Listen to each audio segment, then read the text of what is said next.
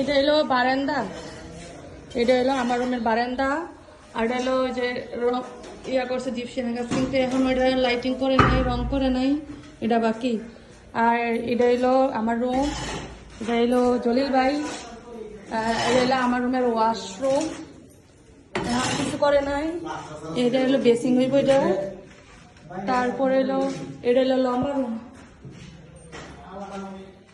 তারপরে এটা হলো অপরিষ্কার হয়েছে, এই যে ময়লা নিতে আছে এদিকে কাজ।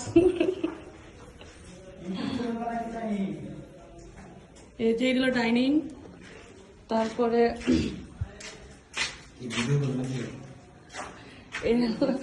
কিচেন রুম, এই যে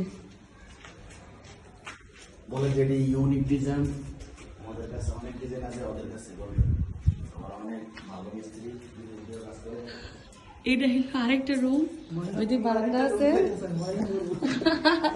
এটার মধ্যে বাথরুম।